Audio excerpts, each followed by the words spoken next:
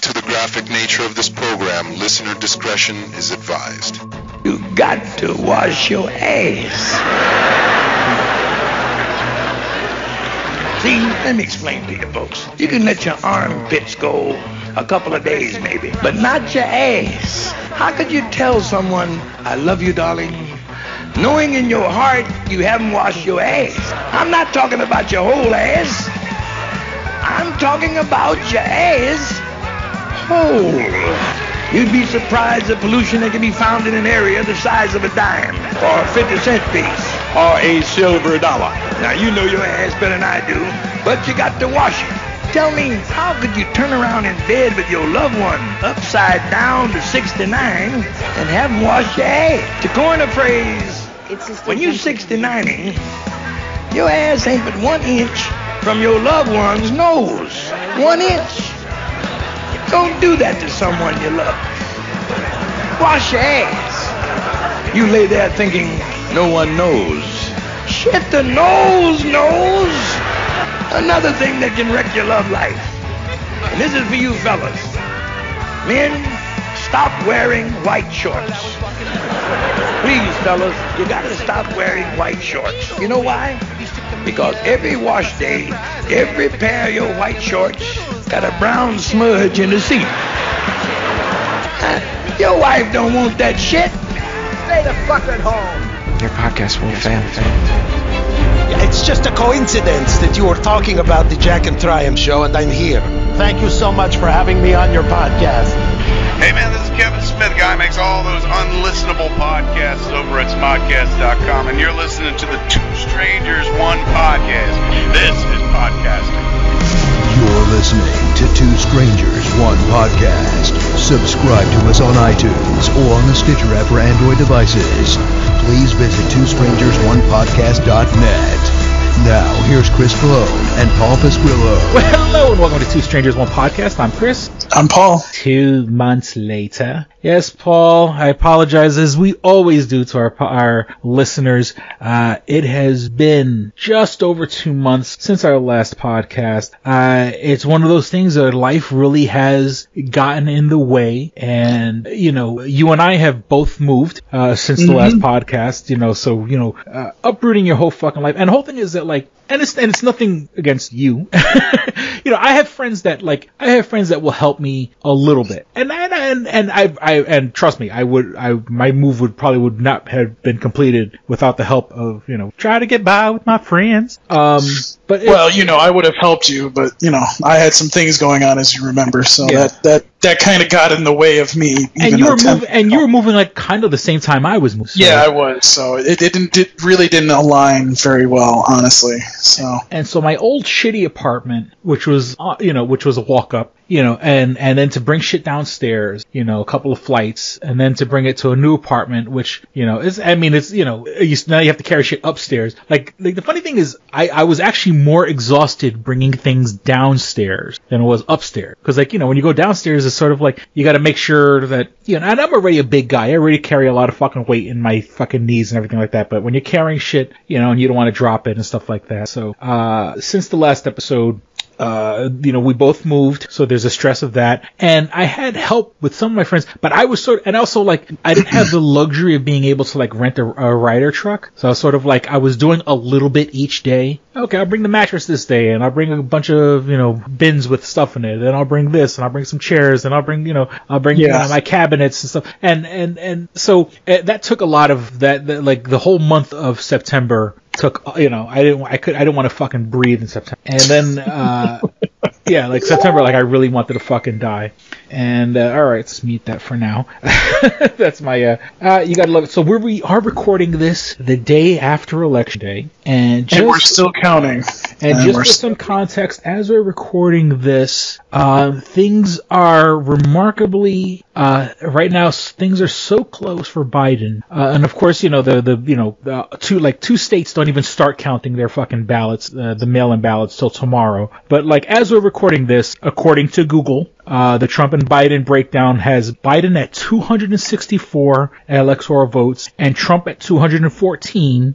Which is funny, because there's only 4 organizations calling Arizona right now, and none of them are the major like networks. So it's kind of like, okay, all right. Yeah, and I mean, I don't know. I think, okay, according to Google, Google's saying it's getting its results from the Associated Press, and so the goal to hit is 270. Biden's at 264 right now, which feels like, and of course, I don't want to be too optimistic. I don't want to jinx it. This, even if Joe Biden hits 270 before Trump does, this is going to be contested. It's going to be debated. Well, it's going to go to Supreme Court. He's already suing in, let's see, so let me see. So so PA, he's Pennsylvania. I think he's doing Michigan, and I think he's going to try in Wisconsin. Oh, he's suing. No, I'm sorry. So it's Michigan, it's Pennsylvania, and it's Georgia that he's suing. And then they're going to do a recount in Wisconsin. But here's the thing. It's funny because they can't do any of those recounts until, all of that comes through, until they do so first of all, they counted all the votes, and then they do their audit of everything. So yeah, I mean, he's gonna fight it. I mean, once again, we're recording this the day after election day. Like, he announced himself the winner last night, like way before. He was fighting against. He thinks all the ballots should be in on the night of the election, which is bullshit. He was pissed because Fox News was the first one to call Arizona, and obviously Fox News is his baby. So if they're going against him in any way, fashion, or form, he's going to get pissed. So yeah, he was pissed. And he already said, they're already putting out the narrative out there that, like, the longer we go to count votes, the more there is a chance of there being fraud and all this shit. And once again, I'm not saying I agree with it. I'm just saying because that's the narrative they're putting out. The results need to be that night and not, and it's because people have been coming out in fucking record numbers. Even what they said in Texas before election day, more people came out to vote than ever came out in 2016 altogether. When all was said and done in 2016, already in 2020, more people came out to vote ahead of and I was I'll be honest with you, I was sort of like worried, all these, like, everybody I know was voting ahead of time. I think you did. Didn't you vote ahead of time? No, I voted on election day. Oh, okay. No, I'm sorry. So, I mean, a lot of people, my timeline was filled with people voted ahead of time. And I was worried, like, is there going to be, computer problems? I don't think where I live in the fucking hood, I wasn't expecting there to be, like, white supremacists with guns outside the fucking the polling place. Like, I wasn't expecting, because, and don't get me wrong, that's a very real and dangerous thing that's happening in other fucking states. But I wasn't expecting that, not in my fucking neighborhood. People worried about that. I was worried about mechanical failure, and also just to be honest, this being such an important, popular election, I thought I was going to be stuck online behind 900, 80-year-olds. What I'm saying? And I'll be honest with you, dude. I mean, I was there. I was probably in the office, in the door and out the door, less than 15 minutes. The lady that signed me, the one thing that was kind of weird is the lady, like, I gave her my name and stuff like that. And she says, "Oh, we already received your mail-in ballot." And I said, "What? I didn't fucking mail in any ballot. I'm here to vote today." And then she realized that it was like someone with, it was a Chris Cologne, but it was a different initial. So stuff like that does kind of worry me. But, I don't think that's a rampant thing that's sort of going to be, I don't think that's a rampant thing that's going to fucking change the world and decide, change the election. But, I'm just hoping that we find out tonight, honestly. Yeah. I mean, my experience, and, and I've been voting there for the past couple of years, because even though I technically did move, that was still my election place. Like, I was still like, I'm not going to try to, like, oh, what's the local place for me now? And I literally moved, a couple miles away. So it's not like, I moved to the other side of the planet or anything like that. And so with that, I guess, another part of the reason that we didn't record is that with the move and everything like that, and of course, long-term listeners of the show will know that, my daughter's mother passed away in August. And June, excuse me, what am I saying? Holy shit. In June, and since June, and with the move and stuff like that, my daughter has come, understandably, like a lot more clingy and attached. And, and it's sort of weird, I know, it's very easy for me to paint that picture like, oh, I'm a single dad and all this other shit. And I am. I'm a fucking single dad. And I'm not looking for fucking like pity or anything like that, but, I am a single dad. There's no other person right now. If God forbid I die, I don't even know where my daughter would go. I mean, I think I have to fucking make a will or something like that where my daughter will go if God forbid something happens to me. But, like right now, nobody can fight me for my daughter. No one has any kind of legal ground to, besides, now that her mother's passed. And that also takes a lot out of, being a single dad, and to a daughter that is, and I was saying, not, needy's not the right word, because, she's understandably, she already lost one parent, and she's scared she might lose another. I'm saying that kind of fear, a 10-year-old, they understand mortality and stuff like that. And, she's terrified of the idea of losing another parent and stuff like that. So, she's been, for lack of better, up my ass. She always wants to be around me, and we moved to a new apartment, and, she has a nice room and stuff like that, but she still insists on, going to my room and, and sleeping in my bed and stuff like that. So I'm like, and I don't want to fight it because, it's still, the wound is still fresh. She's 10 years old. She just lost her mother. That's got to be traumatic and stuff like that. So, hopefully we'll push things in the right direction where, we have to put a little more boundaries and limits and stuff like that. But, for the time being, I'm not going to be fucking, I'm not going to, I'm not going to give my daughter tough love. She's just lost her mom, a couple months or so. And with that, with my daughter, like, it's hard for me to record with her here. Right now, she's with her mom's best friend, and, they're doing stuff. So, I do have somewhat of a support group community. It takes a village to raise a child. But, I just, I need some adult time. You don't know how bad, like, I mean, there are some bars open in Rochester. You don't know how bad I just want to just go to a bar and just fucking chill out and have a couple of beers and just chill. But I don't think that's going to happen anytime soon. But, and I love my daughter. I want to spend time with her, we are in that, the remote learning. And I'm pretty sure we talked about it on the last episode, but let me tell you, Paul, I want to fucking drop kick some of these kids in her fucking class.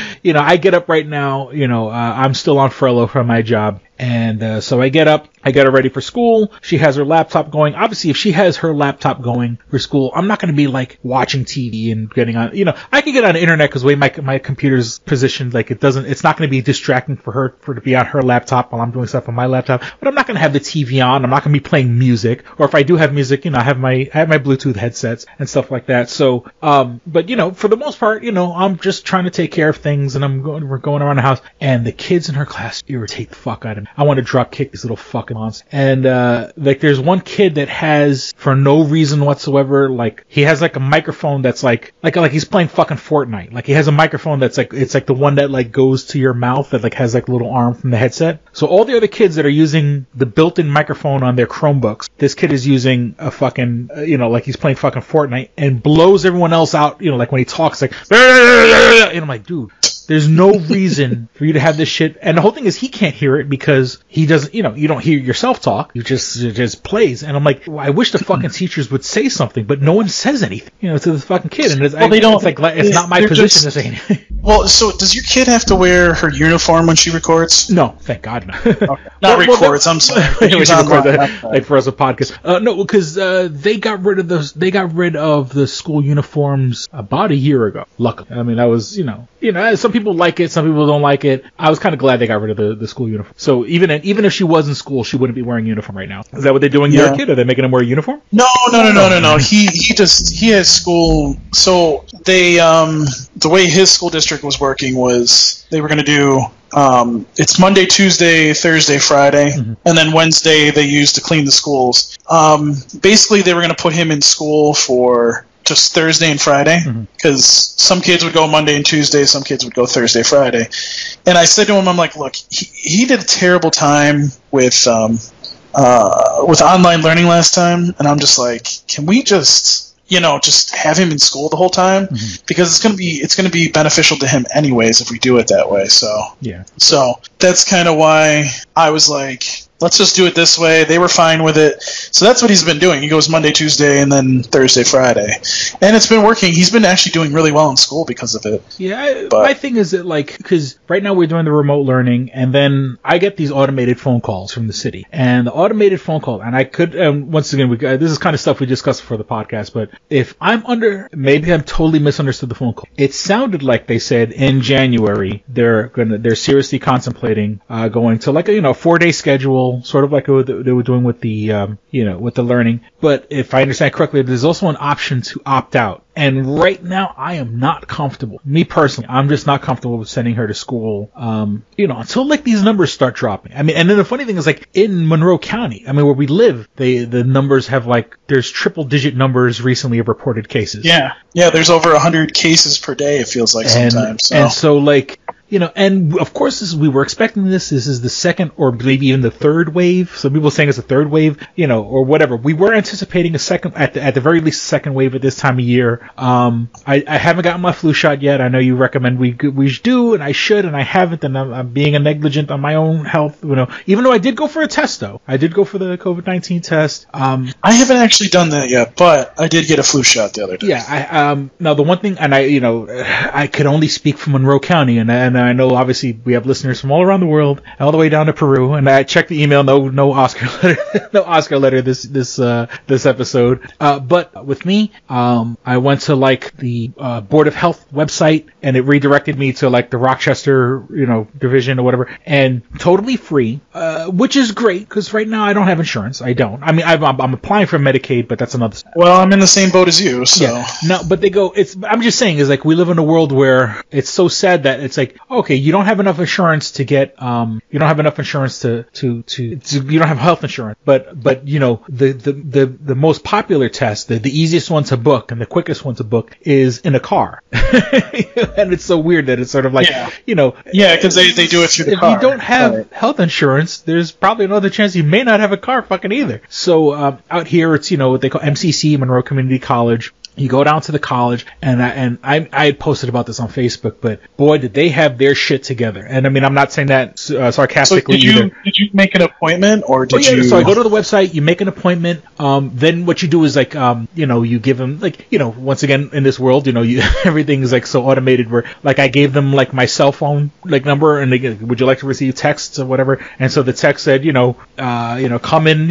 whatever, Wednesday in Monroe Community College at this particular lot. This particular time, and let me tell you, bro, it was a fucking experience because you pull up to the lot, and Monroe Community College is pretty big fucking campus. So, first you have to drive around just to fucking find a lot that you got to get to. So when I went, there was fucking state troopers, there was Rochester PD, and those motherfuckers in military uniforms. Like, I don't want to say soldiers because I don't know. I sadly enough, I'm not well versed in our armed services, and so it could also have been because they were all relatively young. Of course, you have to be anyone from 18 to 22 is still young. They could have been people who were actually in the service, or it could have been, maybe it might have been the college's junior ROTC. The people, they go to school, but they also follow military. So, like, when they finish college, they go right in as officers and such. But there were people in fucking full fatigues. You pull up, and there's signs everywhere. Don't roll your window down. Don't.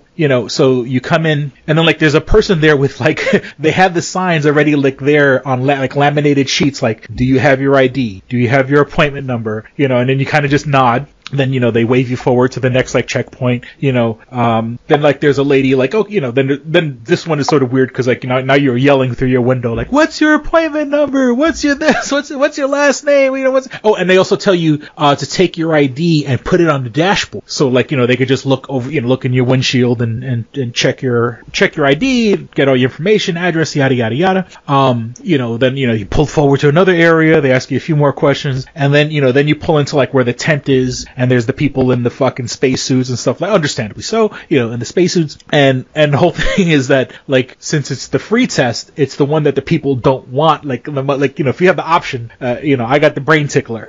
They take that long ass fucking Q-tip, they tell you lean back, and they, the girl goes, and, they swipe it around, and I mean, this thing goes to the back of your fucking throat, and she goes, you're gonna want to gag, you're gonna want to cough, and of course, this person doesn't want you to cough on her face, even though she wears the mask and the spray shield and everything like that. She's like, you're gonna want to cough, you're gonna want to gag, or whatever, and it's way, way down, tickle the back of your brain, move it, and they moved it around, and then and it's such a weird feeling. It's like, it's not a bad feeling, it's not pain, but it's just like, ooh, like this is weird, like, obviously things aren't supposed to be that deep inside your skull, so they dig around, because I guess they got to get some good mucus in there and stuff like that. They go, and then they go, boom, you'll have your results in a couple of days. I went on a Friday. I had my results on a Tuesday. And once again, it was the options where they asked me, do you want to receive your results as a text message? Which to me seems like the fastest way. So, I mean, for a Friday to Tuesday turnover, for me, that's fine. Especially if you're talking for free. My daughter had set up through her doctor where, like, all I had to do was take her to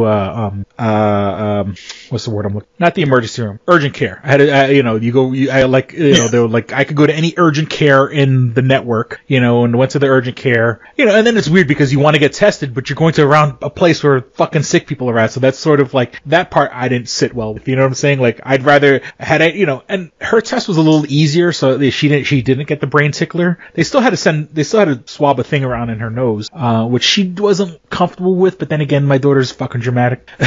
But once again, you hear, seeing if you tested for COVID-19, and then you're looking at everybody in the fucking room. This is like, all you motherfuckers have it. I hate all you. I hate the populace. I've been avoiding people on purpose for the past 6 months. I don't want to be in a room full of sick people. But I mean, luckily, knock on wood, since our test, which is like weird, it's like over a month now. Because it was right when, and luckily, it was right when, because my daughter did go to Texas, and she visited with her aunt for 2 weeks, and so it was funny. It was almost like 2 weeks to the day, like 2 weeks in a day when my daughter got tested, because you're supposed to isolate when you get back from a place like that. Well, she did. She fucking stood home with me. Where the fuck are we going? So she was like unofficially isolated. And so luckily, I mean, knock on wood. I mean, I had one buddy of mine, say he tested positive. He lives in Chicago, and, he had, and then he posted recently, he isolated for 2 weeks and he got tested and he's clear right now. I mean, and, he's probably, I'm 43. I think he's like 40, and he says, he does have asthma and he is a heavyset guy and stuff like that. So, he's not the picture of health, but, for the most part, in 2 weeks, he's gotten better. Which, since our last episode, the fucking president got COVID, which I think I don't know, like, did he really get it? Or part of me is like a conspiracy theory. No, I think he got it because you could hear it in his voice sometimes. You could still hear it when he was doing rallies, and I'm just like, yeah. But then again, he's surrounded by the fucking, top of the top doctors in the world, so, yeah.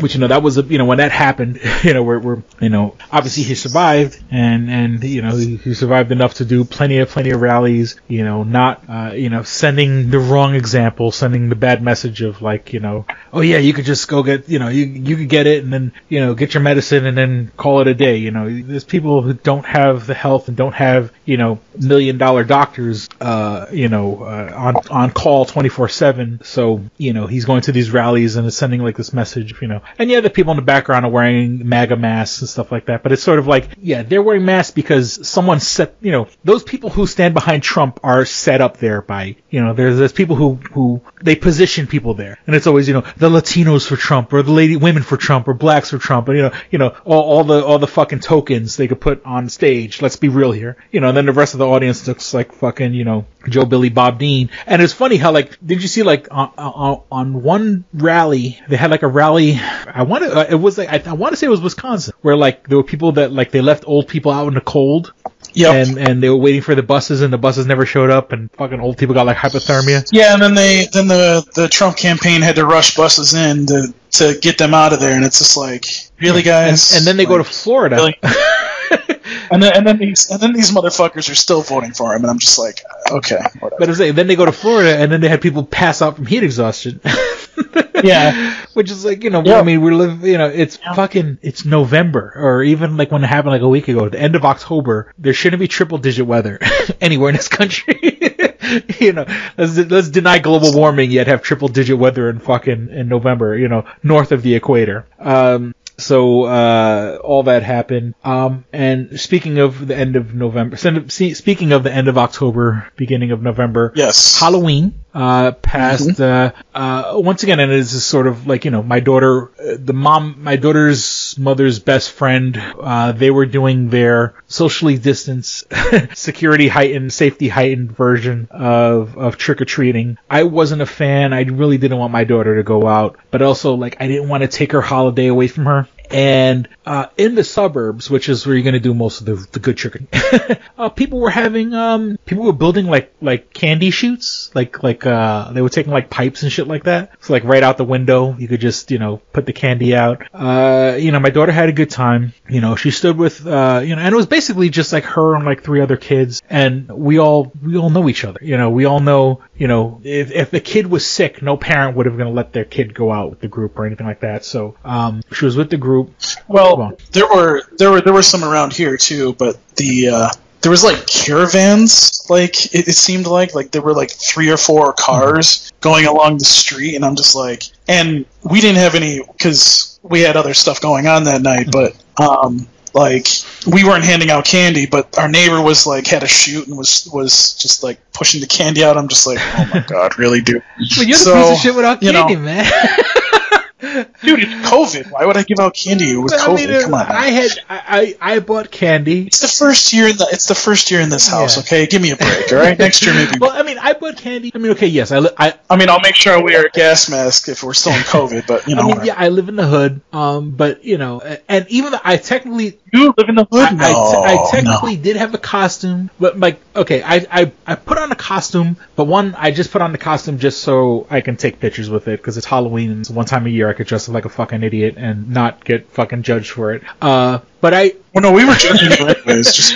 I was the comedian from The Watchmen, which I think is pretty funny. Oh, it was very funny, that's for sure. But you're just gonna get this harassment all night. But in the off chance that someone rang my doorbell for trick or treat, you go to Walmart, you buy the fucking $10 bag of candy because I know I'm not gonna get enough kids that I'm gonna empty out that bag, and so and me and my daughter we had spent the night putting we had Ziploc bags, so we're like, okay, this bag has a little the fun size Snickers and fun size Twix and fun size Three Musketeers and stuff like that. So we made bags, and so and it's also just me being a fat fuck because I knew the kids were going to come and weren't going to come, or if kids did come and knock on our door for trick or treating, no one's going to empty out the entire bag. Yeah, and I'm a fat fuck. I got the $20 bag, and so now after Halloween, that gives me a good chance. Hey, look, I got all this candy in the house. I got to fucking eat it. But with my daughter going out, my point being is I was ready. I had a mask. I had a mask and I had a mask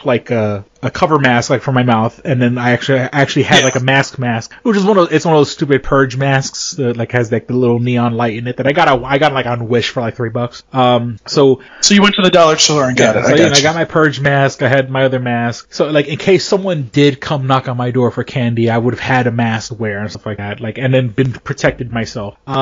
Well, I'll be honest with you. If somebody knocked at my door and I live in the hood, I'd probably be like, no, that's okay.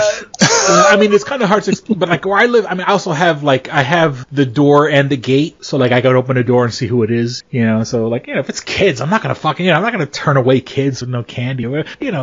And I'm just saying, I was ready, I was prepared for trick or treating, even though I wasn't anticipating it. And also, had I lived in a nicer neighborhood, I would have had I would have put Halloween decorations outside my house. So that's sort of the hey, you could come here and ask for candy. Saying if I lived in a nice area, I would have the decorations and stuff. I have decorations in my house for Halloween, but that's because I like Halloween.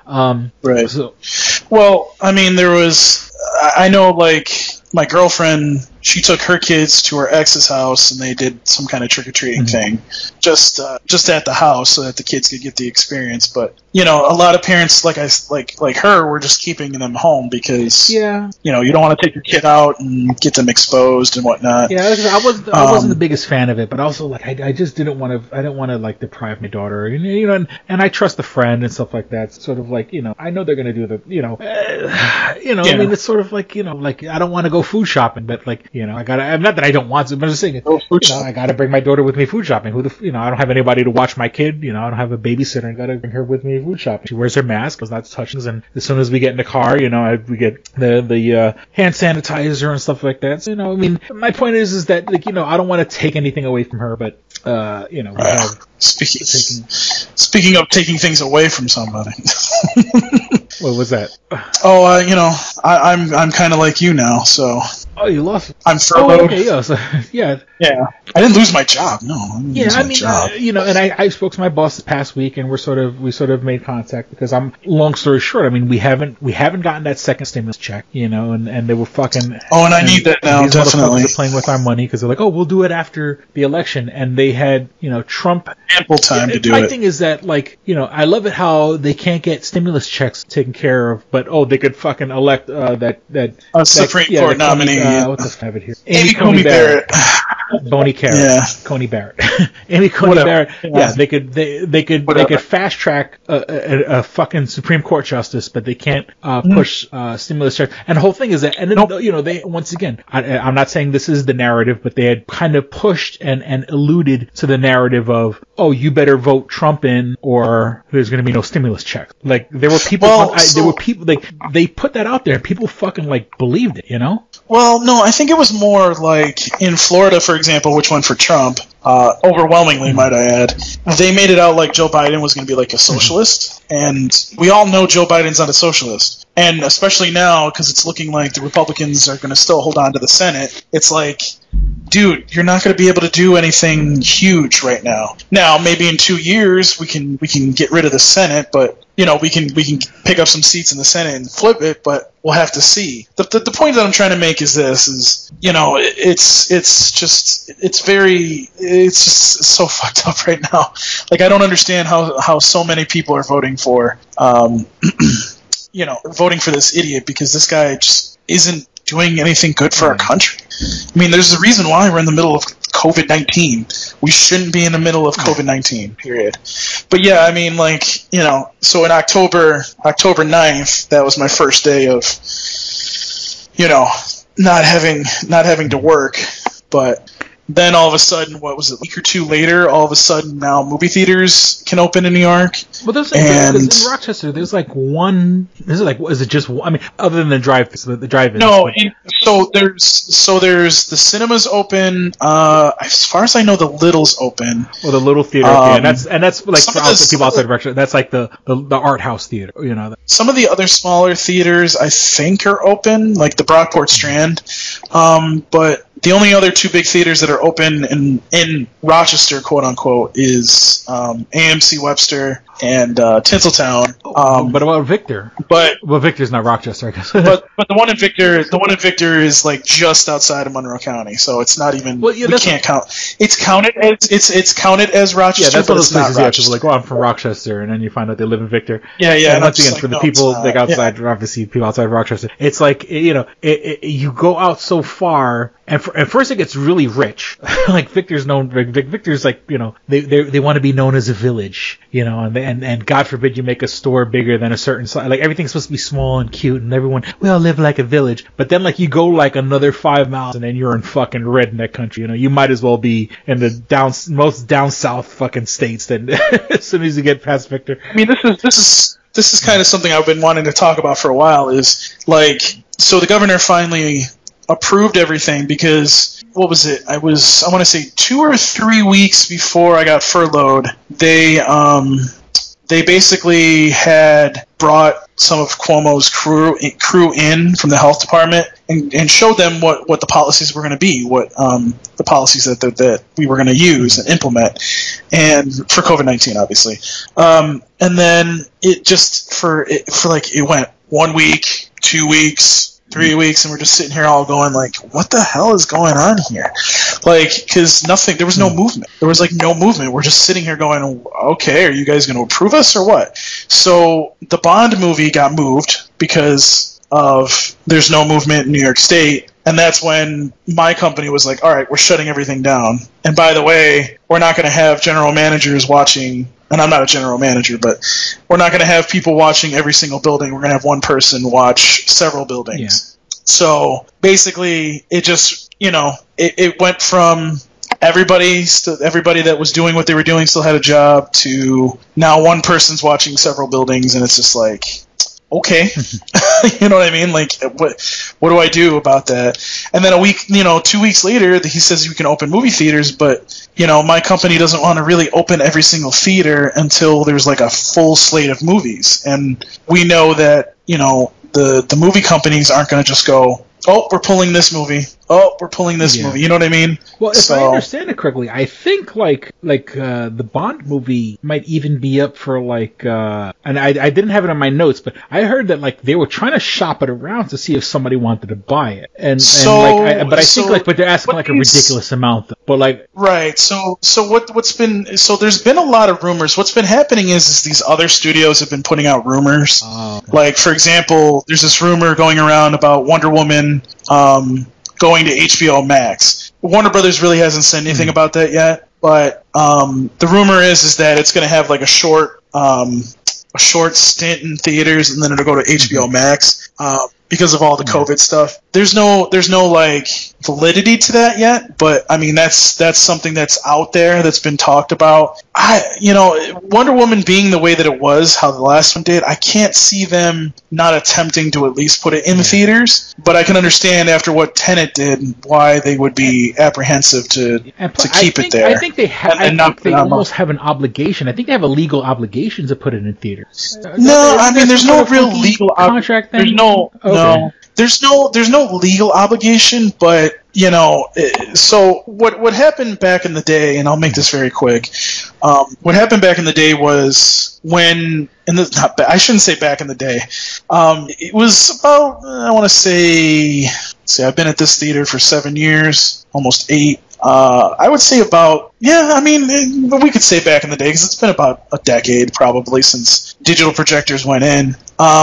Basically what happened is that the studios wanted to switch everything over to digital and not use film anymore. So what they decided, they came to an agreement with all the companies and said, look, this is what we're going to do. We want all of you to go buy these digital projectors, but what we're going to do is we're going to give you money in order to buy those digital projectors. Not money to buy them, but money to go towards that, I should say. So, they're not giving you money to go buy 50 projectors. They're giving you money so you can help pay for those projectors you just bought.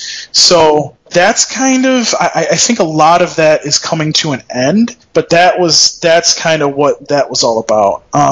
So it was that, but then that's about it. I mean, the studios aren't really helping movie theaters at the moment, and it's very frustrating. I can tell you right now, and I don't work for this company. AMC is basically on the verge of going bankrupt, and they probably will go bankrupt by the end of the year.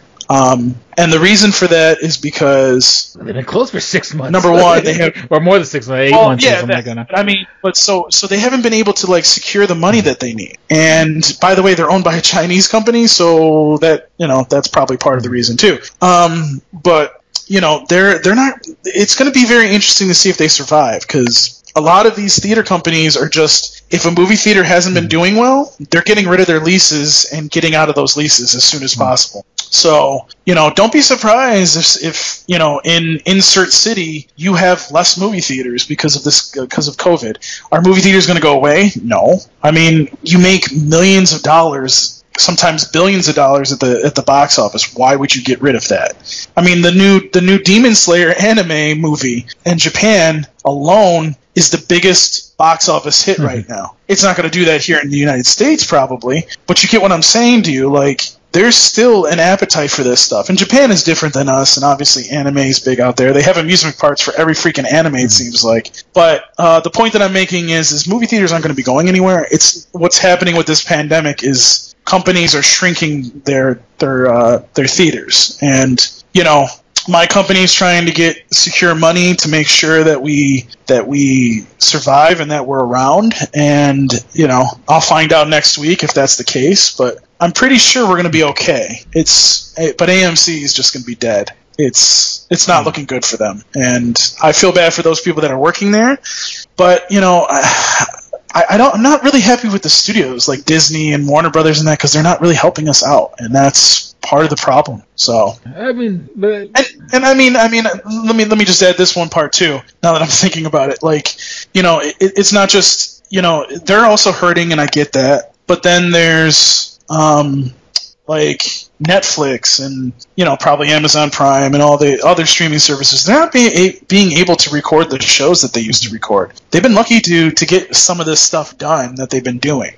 So I mean, them backing movies up into next year is actually probably a good thing, because they haven't been able to do very much this year. So we'll see what happens, but next year, because everything's been backed up, is going to be a huge year for movies. So we'll have to wait and see. But the COVID cases here in Rochester need to come fucking way down, because it's starting to get really depressing at this point. So but stay the fuck home. Stay the fuck home. And, maybe this might be a good time for a commercial. Two more things before we go to break. Okay, one, haunted houses. There were no haunted houses in Rochester this season, understandably so. I know there was one in New York City called Blood Manor, if I'm not mistaken. The only reason I know that is because there's a girl that I follow on Instagram, and she works there, and she has a bunch of pictures there and stuff like that.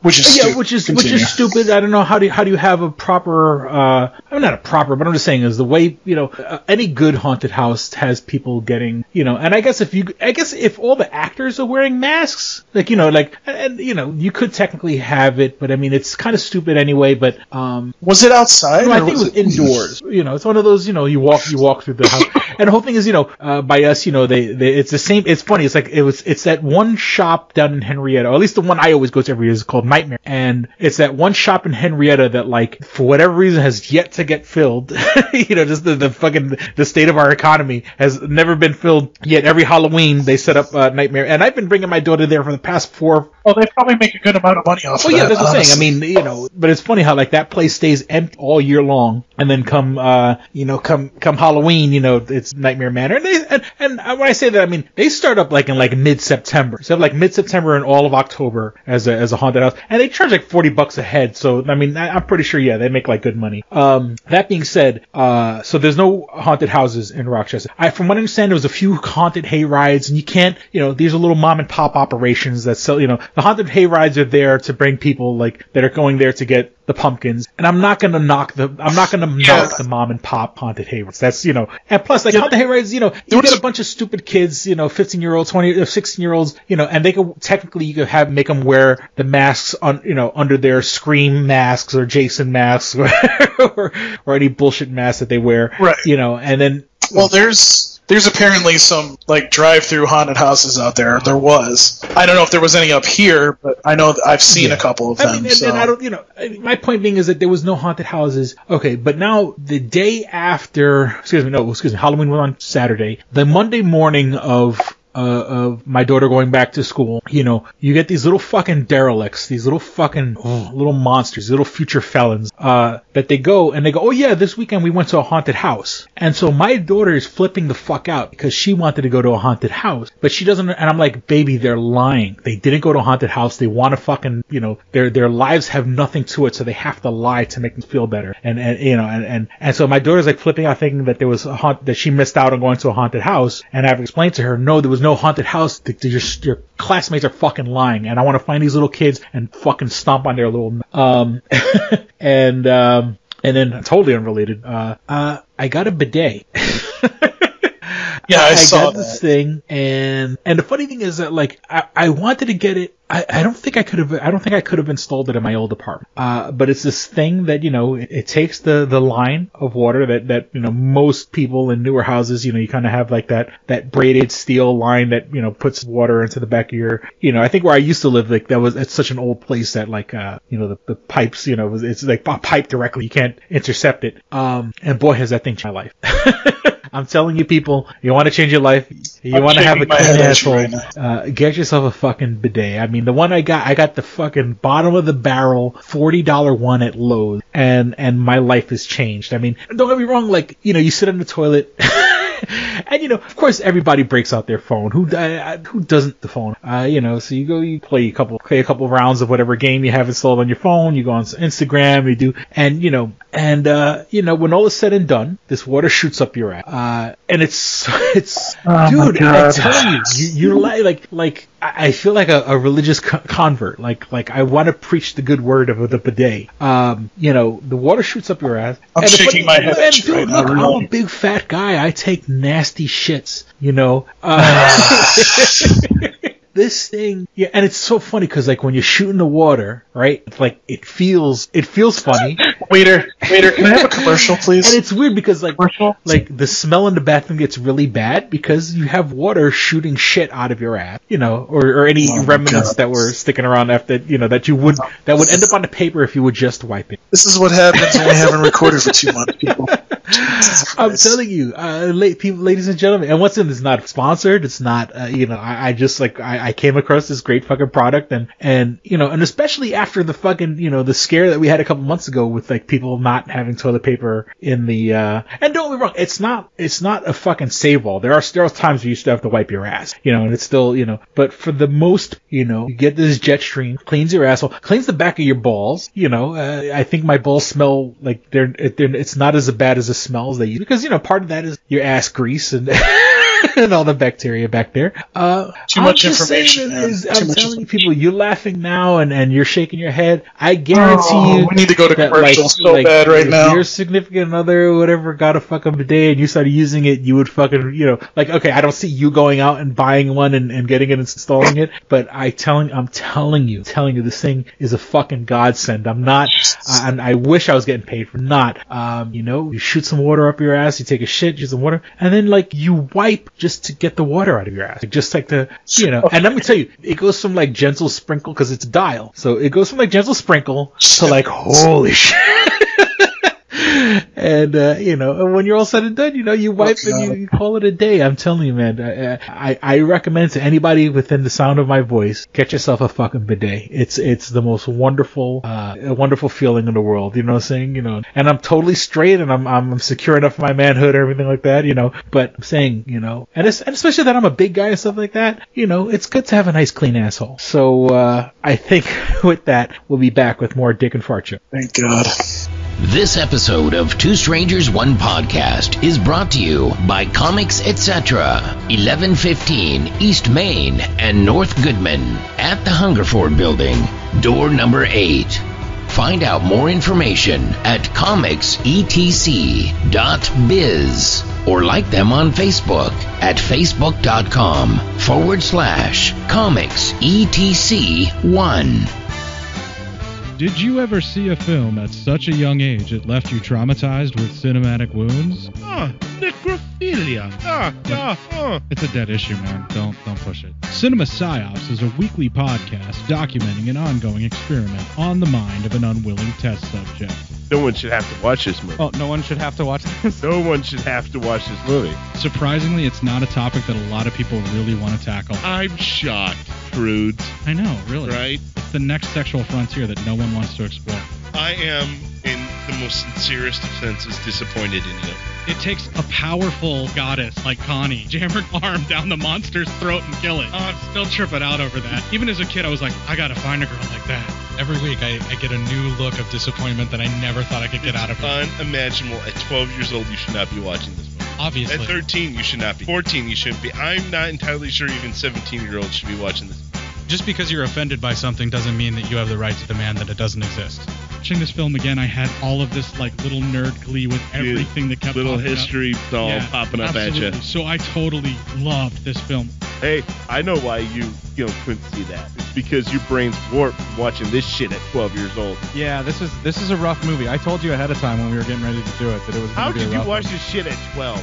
Because physical wounds heal, cinematic ones don't. Listen to Cinema Psyops. Victory Championship Wrestling presents Lethal Leap Year, on sale now for $9.99. Don't miss a single body slam or epic moment. Witness the showdown between Big Smooth and Johnny Slaughter for the BCW Championship. Go to bcwaction.com for exclusive events. Only found on bcwaction.com. And as an added bonus, the first 100 people to order this event will receive a free front row seat to the next event. And we're back. All right, Paul, for those listeners out there with nice, clean assholes. Oh, God. Well, we're going to have to cut this episode. Not short, but, we have a little time. But then again, we haven't recorded in 2 months, so there's been plenty of news, nerdy news to go around.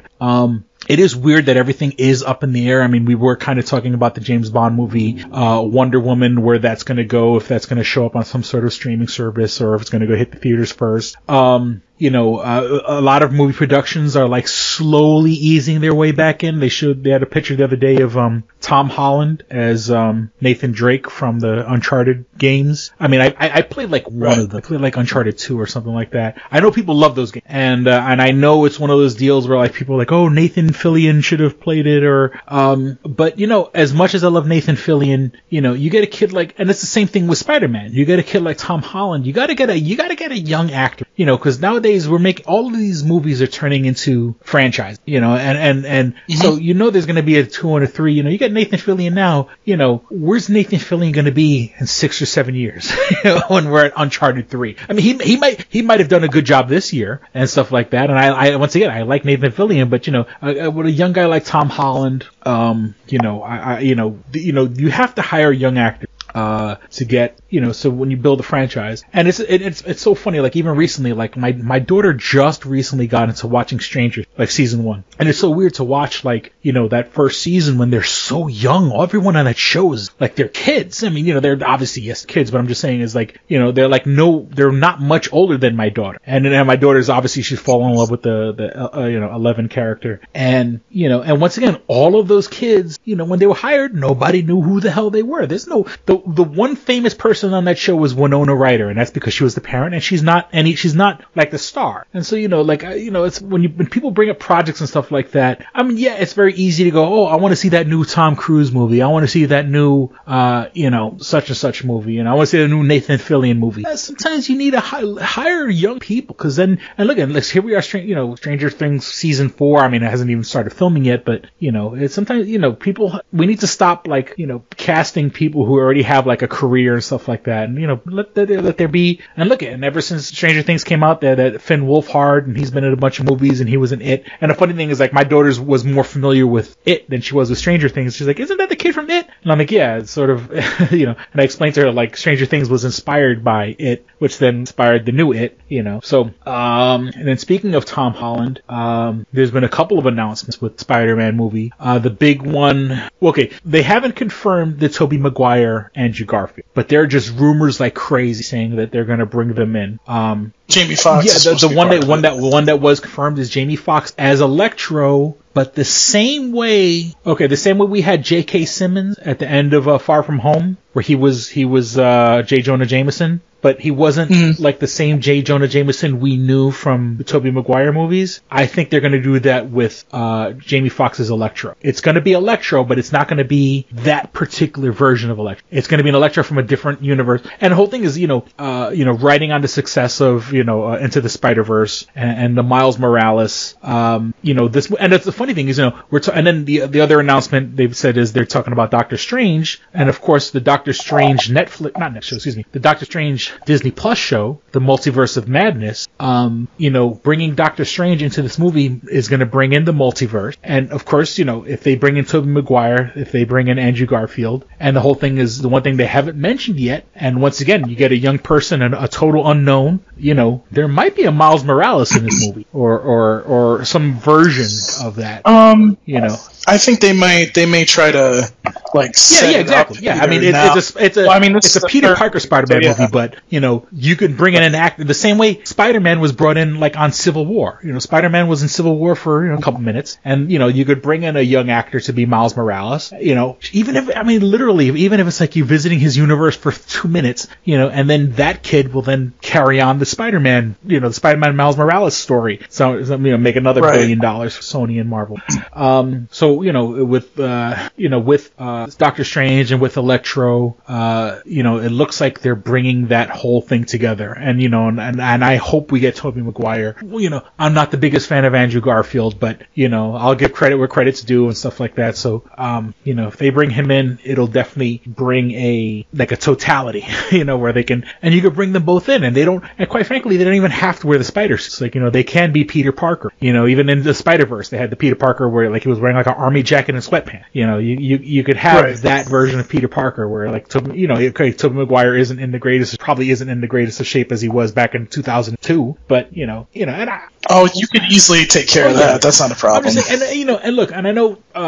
I know Tobey Maguire has a reputation of being a fucking asshole. From what I've learned this recently, off camera, he's a fucking asshole. But I love those Tobey Maguire. 3 sucked, but Spider-Man 1 and 2, the Sam Raimi ones, I think and they're bringing Sam Raimi in to do Doctor Strange. So all the pieces are coming together. So But there again, keep in mind too that they really haven't. There was apparently some recording going on in New York City for the next Spider-Man movie, but then that really never was confirmed, and it's not, like I was saying earlier, it's not very, you're not seeing a lot of these movies and TV series getting turned over this year. So we'll see how long this takes, but I'm really hoping that they're going to get they're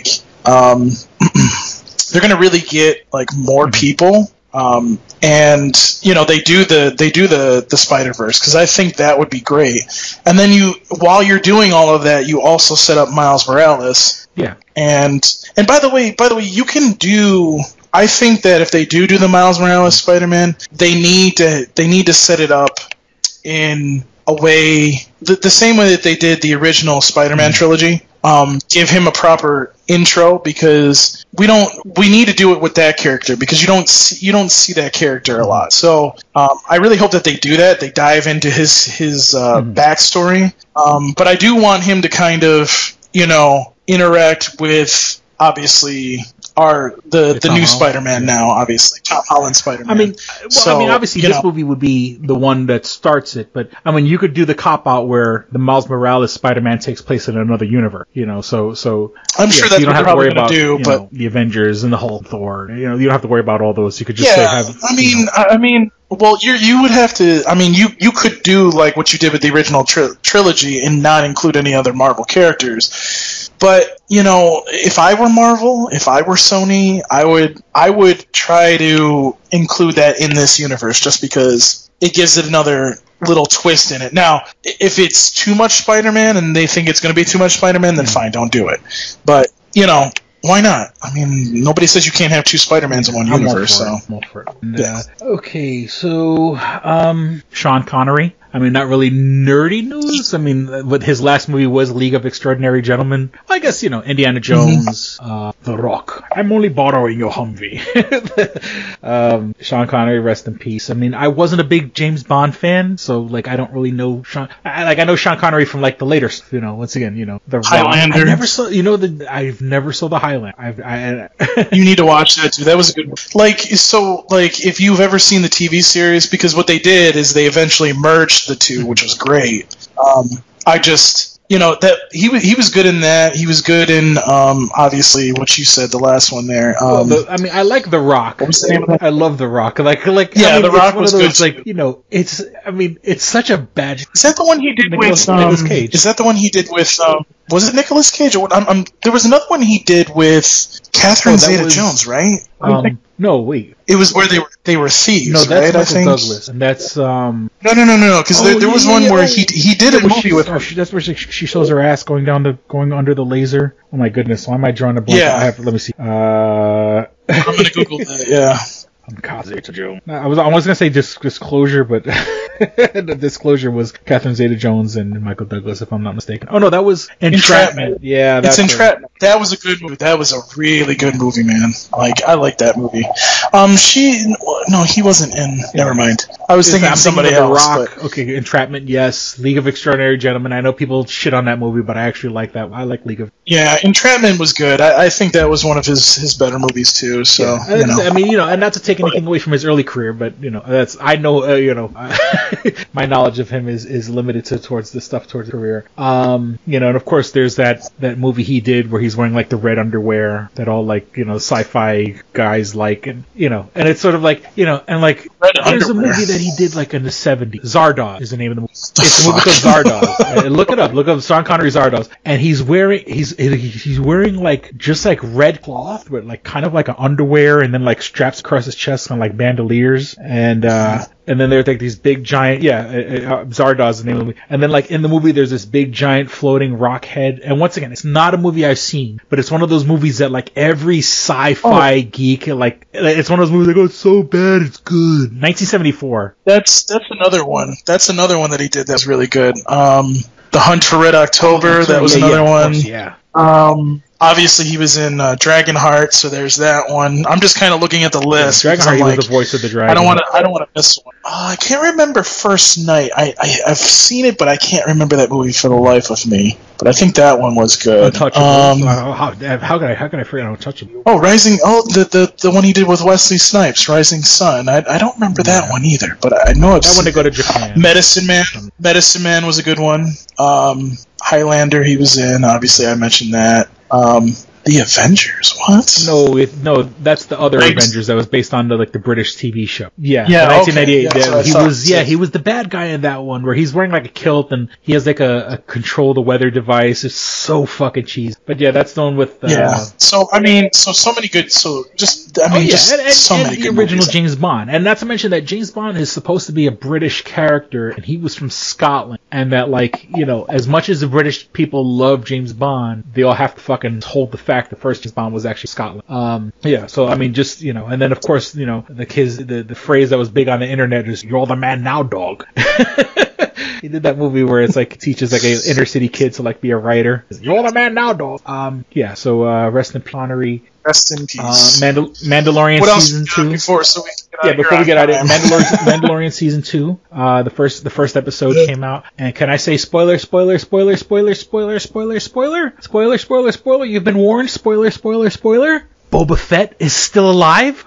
Oh my god. That was so fucking awesome. Now what they did was they did a bit of a misdirect for people where they had pictures and stuff of Timothy Oliphant wearing the Boba Fett armor, and but it turns out like he's a guy who came across the armor. And then, like he bought it off Jawas and shit like that. And Timothy Oliphant's in the first episode, and he plays like what they call the Marshal, and they're on there, and they're back on Tatooine. For some reason, there's a million fucking planets in the galaxy. Fucking Mandalorian. Wait, doesn't the Mandalorian? Oh no, the Mandalorian takes place after episode 6. After episode right? 6, yeah, but I think before episode 7. Okay. And so, in the last we saw Boba Fett, he got knocked into Sarlacc pit, and where he was supposed to be digested for years, and so we see someone with the Boba Fett armor. But then the joke is, take a guy like Timothy Oliphant, which I never realized how tall he was, but the joke is like he's wearing a Boba Fett armor, but he is way too tall to be wearing the armor. Like it fits him, but it fits him like barely covers his chest, and and he's wearing and he's all tall and thin and stuff like that. And in the episode, he helps our Mandalorian, which I don't know if you watch the show at all, it's the guy in the show is not a real Mandalorian. He has the armor, and I think he was raised by Mandalorian. He follows their code, but he's not from Mandalore. And so then at the very end of the episode, the camera pans over, and then Tenemura Morrison from Attack of the Clones turns around and walks away. Because remember, Boba Fett was a clone of Jango Fett. Jango Fett was the template for all the clones. So the guy who played the clones in all the movies, he turns around and walks away. So, and I hope they don't do some cop-out bullshit and say like, oh, that was a clone with Boba Fett's armor. I hope hope that is legit Boba Fett. I'm seeing that, like, the show, I mean, I think right now, that show has enough good faith, and they're not going to throw that character out the window. I mean, they brought Baby Yoda in, and they have it's so many good shows, and Jon Favreau has done such a good job that, they're not going to do cop out and say, like, oh, that's not, they did the fake out, because they show Timothy Olyphant, and like, how the fuck is Timothy Olyphant wearing this fucking armor? But it was because he came across the armor later on, and then they have Temuera Morrison at the end of the episode. So, I mean, I'm not like a big Boba Fett, I'm not like super excited that he's in it, but now I'm curious. I'm very curious to see what Jon Favreau does with it. Okay. Everyone's been playing Among Us. Among Us has been out for like 2 or 3 years now, but everyone's, even us at the Toonami faithful play it. Yes. But that's no different than there was the one called the Town of Salem or Village of Salem. It was the exact same game. There was a game called Mafia back in the day, which is the exact same game where everyone kind of has to, like, someone is a murderer and everyone has to figure out who the murderer is, and then the murderer starts pointing fingers at other people. I haven't played it yet, but I have played Town of Salem. I remember when Mafia was the big game the year 2000, like Mafia was out. But yeah, so but I have been playing Fall Guys, or at least Fall Guys for the PS4. And the thing that sucks is that, like, you need a PlayStation Plus account to play Fall Guys. So I caved in. I paid the $60 because my daughter really wanted to play Fall Guys. But now I'm part of PlayStation Plus. The one thing that's cool about PlayStation Plus is, like, every month they let you download like 2 games. And what they do is, like, but it's only good for that month. And what they do is they purposely, like, they'll give you like the base game for free. And then if you want anything cool in the game, it's all microtransaction like that. So, that's their, like, you're like, oh, great, for $60 I get 2 games a month. Yeah, but they get you by. Ironically, it looks like Sketch and them are playing Among Us as we're recording this podcast. So. And then somewhat Toonami related, but Venture Brothers was canceled. That's something that happened since the last episode. Everything is still very much up in the air if there's going to be any kind of future. Yes. I mean, of course, the dream would be that they would be allowed to do at least a movie or some sort of wrap-up special or something, and I guarantee you, if you put that on fucking HBO Max, people will pay for HBO Max to see the wrap-up movie. I hope and pray that something happens. You don't have to, I mean, as much as I would love for them to just say, okay, we're going to do like a movie on Cartoon Network, no, put it on HBO Max, let the people go there for a little while, and then bring it to Cartoon Network like a year or two. Yeah. There's going to be no robot in Rocky 5. But that's not that important. And my last bit of news is Tatiana Maslany. She was on the show Orphan Black. I don't know if you ever saw that. She's been cast. I think it's one of those deals where it was so much rumors, and then she actually came out and denied it. But it's one of those things where, like, all the arrows are pointing that she's been cast as the new She-Hulk, which will be a Marvel TV series, which will probably be one of the Disney Plus shows and stuff like that. Which and she's a great actress. I mean, I don't think when that story came out, I don't think I saw one person that said that they weren't happy with that casting. So I'm very excited to see what they do. And then plus, what are they going to do with the show when the character's she's usually as the She-Hulk all the time. She doesn't usually go back and forth from like normal to Green Monster. She usually stays as Green Monster. So I wonder if they're going to do some sort of funky CGI. Are they going to have her go back and forth in the show so to save money, or but once again, I mean, CGI is getting to the point where I think they could do the show entirely like motion capture and let her be She-Hulk. The right. Series. We've gotten to that point where television can't have a CGI character every episode. All right, so I know we're gonna cut this short. I know you got to go. So I will put in all the end of show stuff. So let's wrap this up. That's what she said. Please visit twostrangersonePodcast.net or .com. You can find links to all things show related. You can find links to our iTunes page. So if you have an iPhone, an iPad, or iPod, do people still have iPods? But I guess, I don't know. But if they don't, you can still buy them. Oh, that's right. So you can subscribe to this podcast there on iTunes, or if that's how you get your podcast. If you don't have any of those devices and you have an Android device, you can find us on the Stitcher app. That's STITCHER, the Stitcher app for Android devices, where you can put on Listen Later and available offline. So when you're out and about, I know we're still in the middle of the pandemic, but if you're cleaning your house or whatever, you don't want to kill your data and you don't want to kill your battery, you can listen to them that way. You just get them on your Wi-Fi. Every podcast worth listening to is on iTunes. You got Kevin Smith's Modcasts, you got I don't know I'm trying to think what other, Serial, all those other podcasts, and of course Paul's other baby, the Tsunami Faithful podcast. You mean Apple Podcasts? It's not iTunes anymore. Oh, excuse me. Wow, Jesus, that's how old I am. Apple Podcasts. And well, you're tired. I'll forgive you today. And then, or you can go right to the source and download them directly from our SoundCloud, our main hosting site, SoundCloud. I make all the episodes available for download. If you want to write to the show, you want to curse me out and say what a horrible, disgusting human being that I am, like our mega fan Oscar, and I checked that he has not written the show. He has fallen into COVID. Yeah, the last time he wrote us was April 27th. But if you want to write into the show, you can do so at twostrangersonepodcast@gmail.com. That's twostrangersonepodcast, all spelled out, at gmail.com. Let me see. If you want to follow us on Twitter, you can follow us at Stranger Podcasts. Really nothing there. I think it's just it just rebroadcasts all our Facebook posts. We want your money. We need your money, and until I get out of this fucking depression, whatever the fuck's going on in my life, and I set up a Patreon or an OnlyFans or one of those deals. And let me tell you, because like I said, I follow a lot of like Instagram models and stuff like that.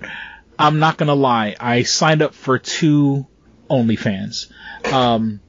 This girl, Soft Queen or some shit like that, and this other one, Barbie Chula. Well, Barbie Chula is in Spanish there's a phrase papi chulo, and so she Papi Chula, but Barbie Chula. It's this girl. She's like Italian and Spanish, and she's really hot. And I follow her on Instagram, and I've interacted with her a couple times on Instagram and stuff like that. She's a very sweet person. But, like, I went on her OnlyFans, and I'm not gonna lie, you want to call me a fucking simp or whatever the case may be. And it was like $6 or something like that. It's a lot of racy pictures, but no real nudity. And I'm sort of like, now mind you, this is a subscription service, so I set it up so I only have the 1 month, and, cause, once again, it's one of those deals like, yes, I could go online and see naked people anywhere.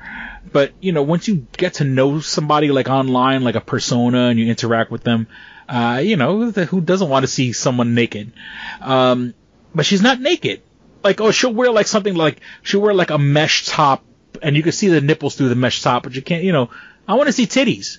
And so, and the Soft Queen, well, that one has nudity and has sex. She's not as famous or whatever.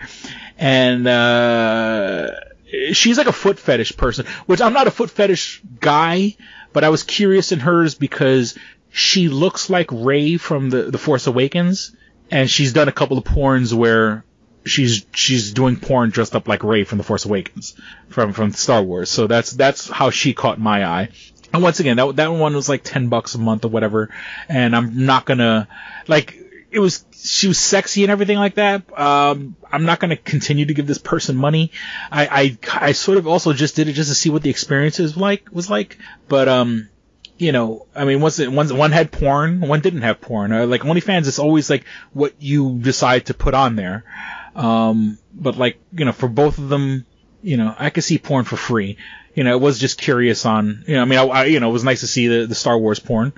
But, it's sort I'm shaking my head at you right now. It's what they bring to the table, saying, and, I'm not going to pay to see racy photos. If I can see people a woman get 2 dicks up the ass and 2 dicks in the pussy at the same time, why am I paying to see a girl's, you could kind of see her nipple through her, like, fishnet, top or whatever. So, I was curious. So what? I spent $16.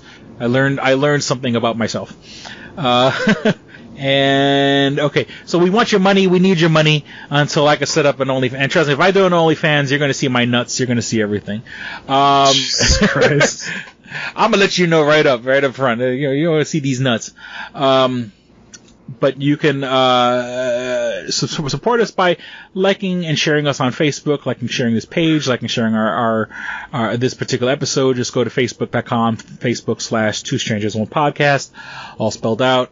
And of course, anything that's not available on our SoundCloud or Apple Podcasts, it's going to be all the old episodes, 6 to 7 years worth of episodes are all available on our YouTube page. Just go on YouTube, search for Two Strangers One Podcast. We haven't gotten enough subscribers to earn the like youtube.com/Two Strangers One Podcast. But we have, you can go and search, which would be great if you want to subscribe to that so we can get subscribers so we can get those numbers up also. And you can find that. You can find on our YouTube page, you can find links to my audiobook, How'd I See It Tell from the Road, which is basically my second novel. There's a computer that reads it to you, but it does have music and stuff like that. You can find 3 albums worth of music from my music persona, XLNYC. And I think that's it. Yeah, I acquiesce the floor to you, sir. Yeah, enough about you. So you can find me on Twitter at Paul Pascrillo. You can email me, paulpascrillo@ToonamiFaithful.com. And you can follow me on Instagram, instagram.com/Paul Pascrillo. So, yeah. All right. That was quick. I'm that quick. Nicky.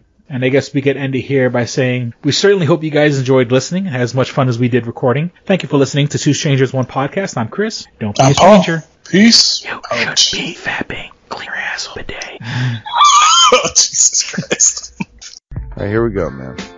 Go ahead. You want to read Double Jackpot. What is it? It is a self-published book by Christopher Cologne. Chris Cologne? Smells good to me. But look at her. That broke that fucking cold little exterior. He's like, hee. But it is spelled Colon. Him punny. But Double Jackpot is a book about a comic book artist, Eric, who is in a loveless relationship with a materialistic I feel you, Eric. Lynette. Oh, fucking. Are you sure I didn't write this? Sounds hauntingly familiar. He starts cheating on his girlfriend with a more creatively supportive woman, Nadia. Well, I gotta meet her. Where's the Nadia? There's your summer girlfriend. Summer Nadia is Nadia. Nadia? Yeah, I think Nadia spelled with an A. All right. Both Lynette and Nadia play the double jackpot, the largest payout in lotto history, much like the recent Powerball. Both girls play his birth date as the winning numbers. Eric is now stuck between two of the country's richest women. Who will he choose? It's not that simple. This is a clever fucking idea, man. Is. Look at her, fucking. She's impressed. I am. She got some summer reading. Christopher Cologne smells real lovely with an original idea. This is. I've never heard this before. I haven't either. This is a self-published book, much in the indie spirit as Kev's Clerks. Oh, you don't even need to name check me. This is just a good idea. You could stand on your own, man. You don't even have to be like, hey, remember Clerks? This is nothing like that. This is way more original than Clerks. This is a good idea, man. Why didn't I think of this? I need something to read. This book is part of the Comic Books, Heavy Metal, Video Games Trilogy Book 2. Odd I See, A Tale from the Road, coming soon. Right on, man. It's part of a trilogy. This is the first part. Way to write, man. He's seeking a literary agent. Motherfuckers, anybody out there? There ain't no literary agents listening to this show. I assure you, sure. Sure. I assure you, sure. But somebody know a literary agent? Hook a motherfucker up! Chris Cologne come up with an original idea. I should tell Raskin. That's a good fucking idea, to be honest with you. That's a fucking rom-com right there. Megan, get Raskin on the phone. Isn't it possible to get Raskin on the phone? No? Yeah. I want to run it past him, man. And if it happens, I get a taste, Chris Cologne. I get a whiff, if you will. The book could also be ordered on www.lulu.com. That's lulu.com. I understand that. I just want to spell it out. Normally one says it that spells it. Still, lulu.com. What is that? Do you know what it is? I don't know. All right. The book could also be ordered on www.lulu.com. Search for Double Jackpot Christopher Cologne. A paperback version of the book is $15, and a PDF file is only $5. $5 is Yeah. insanely inexpensive. 15's not even that bad for a paperback version. No. This is $1 million idea right here. Like a fucking movie about a dude who fucking is stuck between two chicks, both of who play his birthday and win the lottery. Come on! I can see that trailer. Chris Cologne is on to something. Nobody else can smell it but me. I'll read it. Thank you. I'm going to make that smelly joke. I know, you're trying to get me to laugh again. It worked once. Double Jackpot is a self-published book by Chris Cologne, man. It's the first book in his comic books, heavy metal, video games trilogy. Book 2, Odd I See, A Tale from the Road, should be coming out soon. Get all the information at Chris Cologne, like a motherfucker. I and will his totally book, read this. Double Jackpot. I'm serious. I'm going to recommend that to fucking Raskin. How is that not a movie? You know what I'm saying? This could be a sexy movie. You could do an R-rated version. There could be nudie in it, and you could show them fucking both chicks. Maybe a little penetration. Maybe a butthole shot. No butthole, no care. I would like to formally apologize to Christopher Cologne right now. No, sex sells. Chris Cologne will appreciate that. He's like, thanks for throwing a few buttholes in there, man. Don't forget to check out twostrangersonepodcast.net, your one-stop resource for everything show-related. You can find links to subscribe to us on iTunes or on Stitcher. You could also find links to buy my book, Double Jackpot, on twostrangersonepodcast.net. Fuck you, fuck you, fuck you. You're cool. And fuck you, I'm out.